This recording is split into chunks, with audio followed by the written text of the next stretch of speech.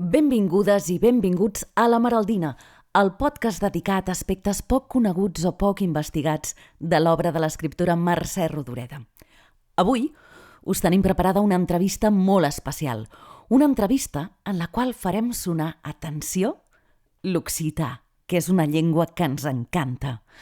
Abans de presentar-vos, però, el nostre convidat, volíem demanar-vos que, si us agrada el nostre podcast, La Maraldina, compartiu amb totes aquelles persones que cregueu que també el poden gaudir.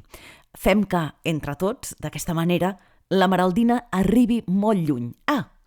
I apreciarem molt que ens deixeu comentaris a la plataforma en la qual ens sentiu, ja sigui Spotify o a YouTube. Així doncs, comencem!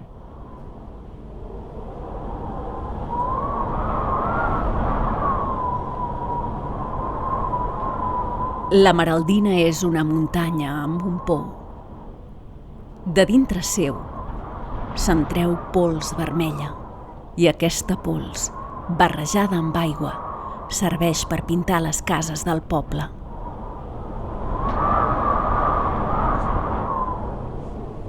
Totes les cases del poble són de color rosa. Totes, menys la del senyor. A la Maraldina, el vent hi bufa amb molta força. La Maraldina és una muntanya on s'hi va a somiar.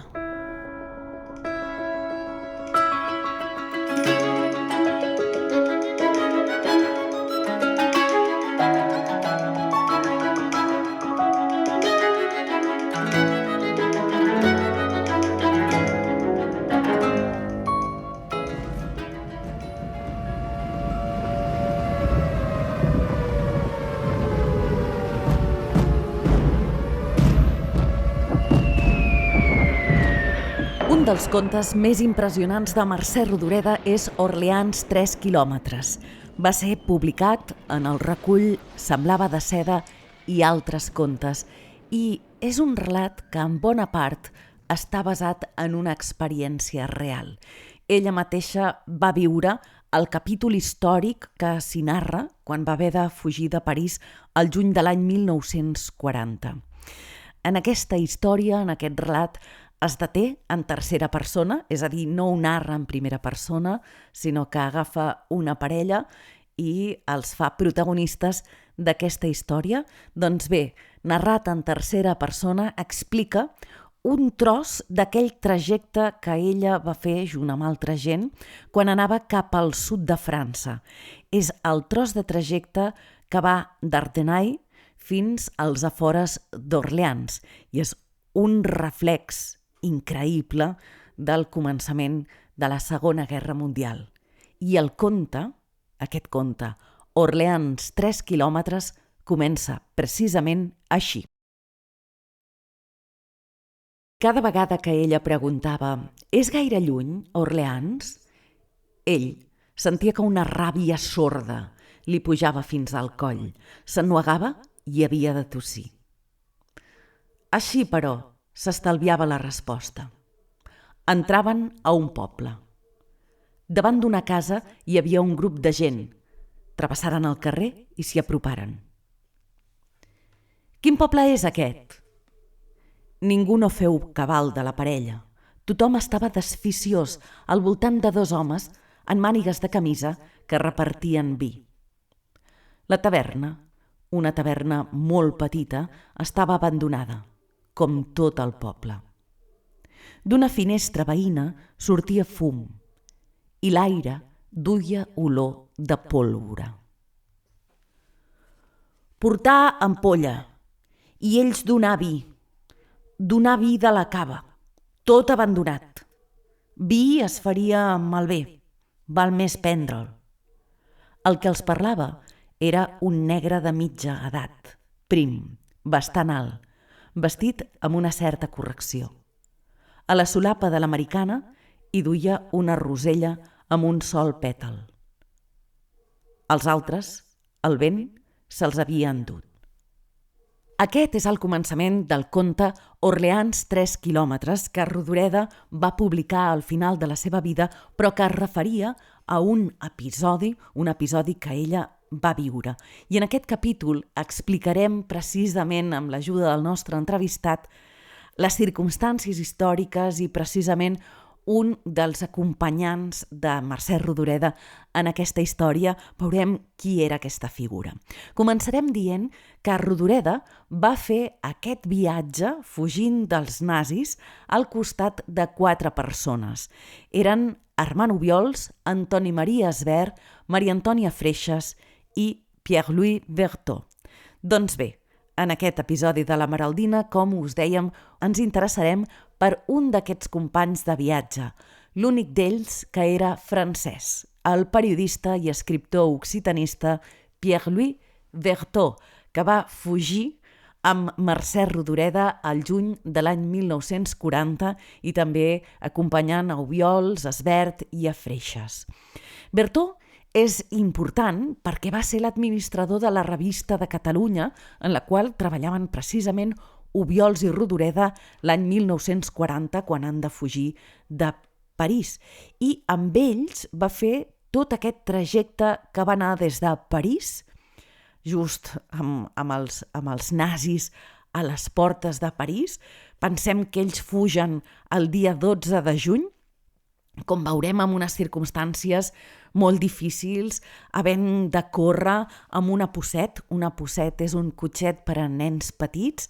A dintre hi portaven les maletes, hi portaven mantes, hi portaven, òbviament, també la gramàtica de Pompeu Fabra, en aquest cas traduïda al francès, i anaven fugint per llargs bulevards. Sabem per les cartes i sabem per tot el que van viure que van travessar diversos bulevards, com per exemple el bulevard Malesherbes, que queia ben a la vora d'on estava la Fundació Ramon Llull. I sabem que van creuar també la plaça La Concorde, que és aquella plaça on van guillotinar Maria Antonieta i a la qual Mercè Rodoreda de vegades, en ocasions, també fa esment a les seves cartes. Doncs bé, van fugir d'aquí, van fugir de París, per tota aquesta zona, van acabar arribant a una estació de tren i allà, amb aquella posset, van marxar. Se n'anaven cap al sud i van haver de fer tot el viatge a peu. I van arribar, al final de tot, el destí, fins on van anar junts, va ser a Châteaurouge. I com veurem, després, aquest personatge, en Berthaud, va passar per molts altres avatars fins que al final, i això és important també, va viure els horrors dels camps de concentració nazi. Com ja ho veieu, la seva figura és molt interessant, hem anat a buscar el màxim especialista mundial de Pierre-Louis Berthaud, i li hem fet una entrevista. Es tracta, i li agraïm moltíssim, de Yann Lespaud, professor de la Universitat Paul Valéry de Montpellier, Montpellier 3, on ensenya precisament cultura occitana. A més de ser professor a la Universitat Paul Valéry Montpellier 3, ell ha fet una interessantíssima monografia d'aquest personatge, de Pierre-Louis Berthaud, que es titula precisament així, Pierre-Louis Berthaud, un occitaniste dans le siècle, i ens trobem amb ell en una cafeteria, el saludem i li demanem, si us plau, que en aquesta entrevista ens respongui no en francès, no en castellà, que també és una llengua que coneix, tampoc en català, i tampoc no volem que ens parli en anglès. Volem que ens parli en occità, que és una llengua molt pròxima al català, que és la llengua a la qual ell destina atenció i és la llengua que tant Berthaud com també Yann Lespaud estimen i estudien. I Lespaud m'explica que Berthaud, al llarg de la seva vida, va canviar molt d'idees polítiques, però que sempre va defensar la causa de l'occità i del català. Li pregunto com va ser que va començar l'interès de Berthaud per aquestes dues llengües. Et Berthaud, sa particularitat és que din tutto sabido va passar d'un camp a l'altre políticament, un poc, mas per contra, a una causa que va seguir, a una causa de defendre, és l'occità i el català. Toujours. I com comença aquesta necessitat de Bertó de defensar l'occità i també el català? Sabia pas exactament quand comença. Bertó dit dins un article autobiogràfic, dins un numéro de la revista Hoc, que a descobert l'occità quand era adolescent. És la llengua que parlava son gran, al campestre, dins el Médoc, mas havia pas consciència que era de l'occità. I a un moment, dius que ha atrapat una antologia de poetes provençals, amb Mistral, Romaní, Aubanel, i tot això, i en llegissant això, s'ha avisat que era la llengua de l'hostal. I que doncs la llengua era pas un patoès, que era una llengua de cultura i de civilització, i ha començat a s'apassionar per l'occità. Donc, prou jove. I après, per ce que és del català, sabia pas exactament. Sabia que ha viatjat amb els seus parents en Catalunya, a Mallorca, també, i hi fa referència entre les années de 1920-1930, i havent poc d'informació sobre aquell període, a propos de Bertó i de son lligam a la Catalunya, mas dins d'uns articles o dins d'unes lletres, explica que ha rescontrat Lluís Companys, que ha rescontrat Nicolau d'Olwer.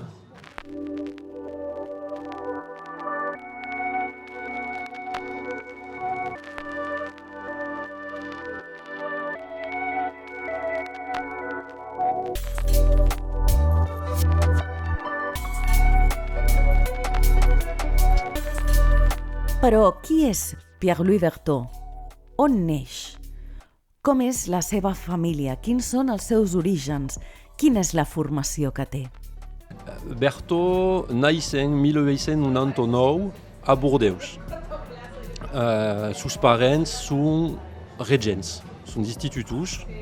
Sa mare és d'origine bearnesa, son pare és d'origine medoquina, i Bertó va seguir d'estudis de dret i de lletres. I après la guerra va estar embauxat per treballar a la biblioteca municipal de Bordeus. Mas Proleu va pas realment treballar a la biblioteca, un poc, mas va estar descarregat d'aquell treball per treballar per la revista dels socialistes de Bordeus. Jan Lespo m'explica que Bertó va arribar a París a l'any 1937 buscant feina de periodista. Va entrar en contacte amb Les Amis de Languedoc, que és l'associació felibrenca es refereix a occitans, de París, i que ell, de tota aquesta associació, era el membre que més interessat estava per Catalunya i pel català. Per tant, en els moments finals de la Guerra Civil Espanyola, Bertó mateix es va preocupar moltíssim d'ajudar els intel·lectuals catalans que s'havien exiliat després de la caiguda de Barcelona. Doncs juntament amb d'altres persones, Bertó va ajudar els intel·lectuals a gestionar l'estatge del Château de Gossy-en-Brie.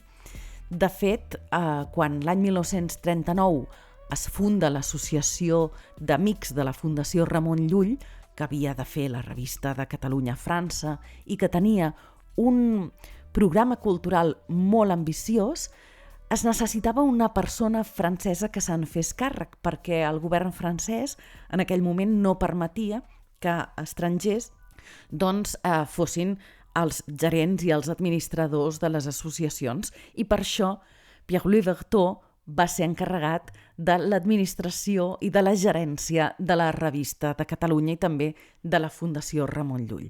Per tant, hem d'entendre que el paper d'aquest intel·lectual és fonamental per poder tirar endavant els 5 números que van sortir de la revista de Catalunya entre el desembre del 39 i l'abril de l'any 40, just abans que els nazis entressin a París. I els va agafar a tots ells a Maria Antònia Freixas, a Sbert, també a Obiols, a Rodoreda i a Pierre-Louis Berthaud, doncs encarregant-se de la Fundació Ramon Llull, no? Els va agafar quan els nazis eren a prop de París.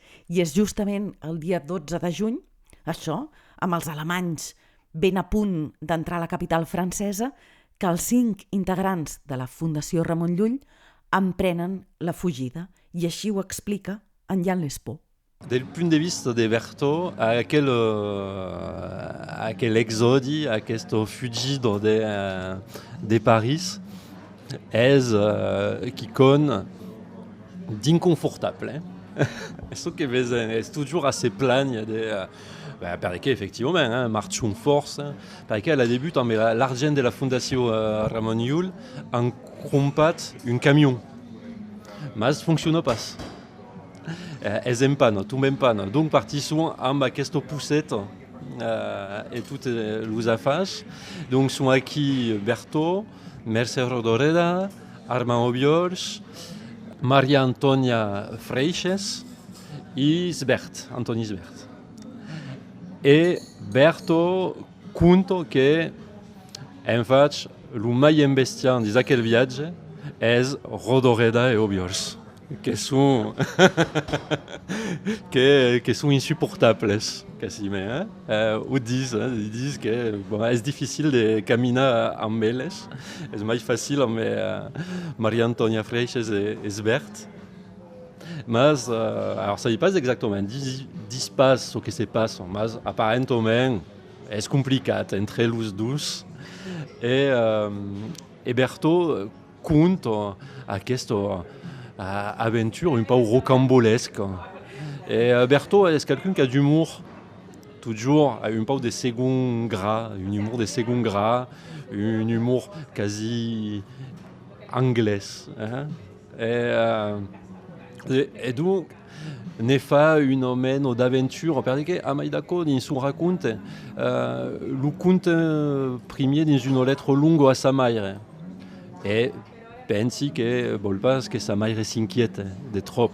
Justament en les cartes que Berthaud escrivia a la seva mare li reproduïa doncs, quines eren les escenes que anava veient i el significat que ell donava a tota aquesta marxa de francesos, però també de belgues, de luxemburguesos, que marxaven cap al sud, tot carregats amb els mobles o amb les pertinences, amb les maletes, amb els animals de corral que tenien, que marxaven cap al sud. I en una de les cartes li diu això a la seva mare.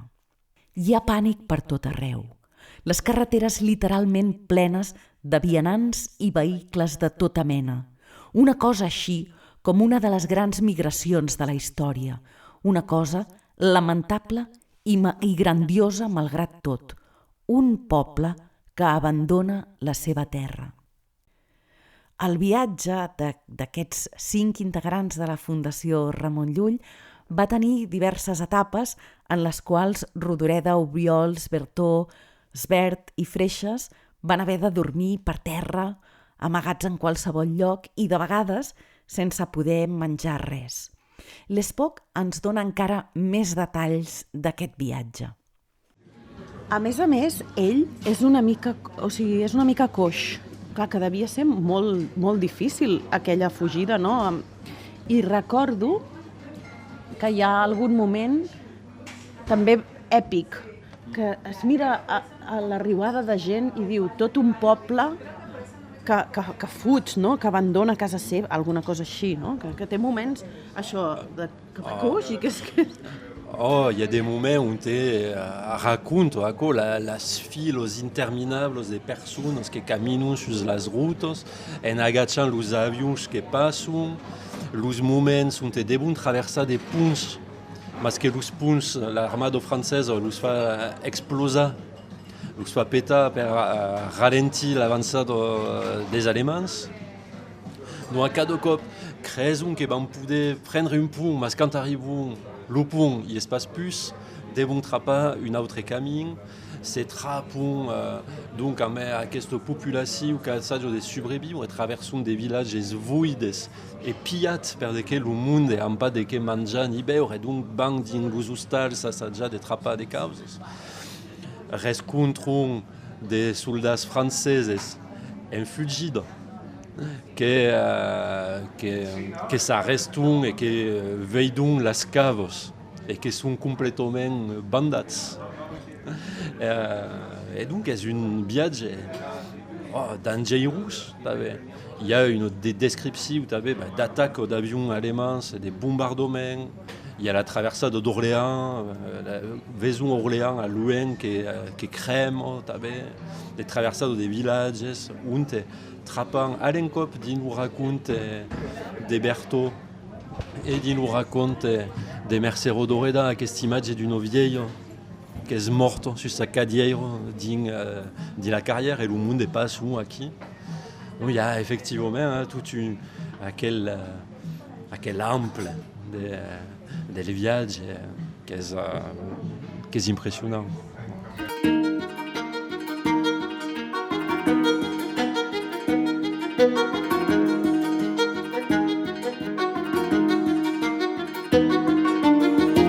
Finalment, tots 5, al cap de dies d'estar caminant tots voltats de gent, acaben arribant a una granja a Varennes, a prop de Châteaurouge. I allà passen exactament una mica més d'una setmana amagats i és un moment en el que s'estan succeint esdeveniments històrics importantíssims. El govern que havia estat fins a aquells moments, el govern francès a Bordeus, doncs, per dir-ho així, capitula i s'entrega a la voluntat dels nazis. El qui era al capdavant del govern dimiteix i sorgeix Pétain i es crea Vichy i França queda dividida en dos. És a dir, mentre ells estan amagats en aquesta granja a Varennes, es signa l'armistici i França queda dividida en dues meitats, la part ocupada, la que toca més cap a l'Atlàntic, i després, més a la zona del sud i a la zona de l'est, és la França de Vichy, falsament dita la França lliure, perquè de lliure no en tenia res, no? Doncs aquells dies que estaven allà descansant perquè havien estat caminant durant setmanes, doncs Berthaud va ser qui, com que parlava francès com un francès natiu, perquè ho era, va ser el que es va encarregar de buscar roba, de buscar provisions i de fer les gestions pertinents per sortir d'allà dins, perquè van haver de sortir d'aquesta granja que havia caigut per poca distància en zona ocupada i van haver de marxar, de sortir corrents i anar-se'n cap a la zona de Vichy. Doncs d'aquesta manera els 5 integrants poden sortir d'aquesta granja. Effectivement, l'histoire continue et elles sont arrestées. Et à Maïdako, Berthaud és el que deu anar al vilatge, faire des crumpos per crumpar de què se vestir, de què menjar, i tot això per de què els catalans poden pas y anar, perquè parlem pas pla francès, són catalans normalment, veleu pas el dret d'estar aquí, donc és toujours un peu suspecte, donc on assaig Berthaud assaig de los protegir, de los d'aissa, és ell que marxa, que va un peu d'empertut, effectivament. Els 5 companys de fugida a Châteaurouge s'acomiaden, es separen, es formen 2 grups, a l'últim adeu se'l diuen a l'estació. Rodoreda i Obiols marxen cap a Llemotges, tenen la intenció d'arribar fins a Tolosa, però finalment es quedaran a Llemotges, i Freixas, Esbert i Berthaud se'n van cap a Vichy. A Vichy, Berthaud va treballar de redactor al Ministeri de l'Interior del govern de Vichy, però hem de pensar que al mateix temps formava part d'una xarxa relacionada, no relacionada, sinó directament de la resistència. Una xarxa que es deia Mitrídates. I passava informació que tenia gràcies a la seva col·locació en el Ministeri de l'Interior. I per això, com que se n'adonen d'això, és detingut pels alemanys i és internat primer en el camp de Compiègne i després va ser deportat a Dachau l'any 1944. És important saber que va aconseguir sortir en vida del camp i va ser un dels importants divulgadors de les atrocitats comeses en els camps d'extermini nazi.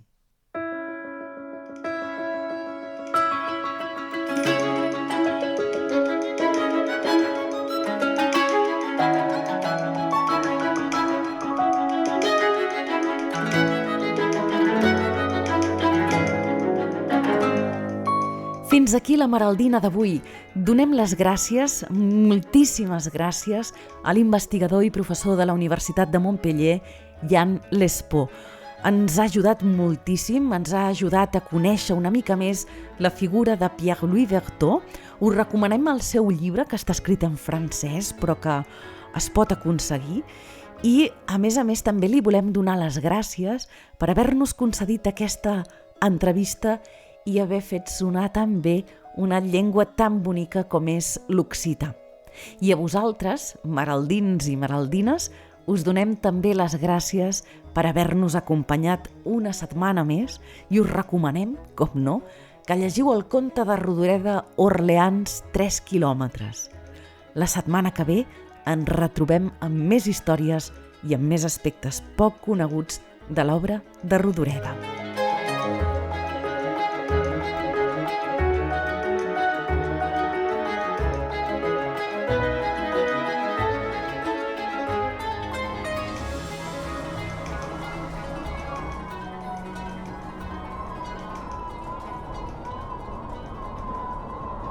La Maraldina és una muntanya coberta de brugueres. El vent que hi bufa porta ànimes. A la Maraldina hi ha una cova. A dins de la cova s'hi pot viure una segona vida. La Maraldina, un viatge a l'univers menys conegut de Mercè Rodoreda.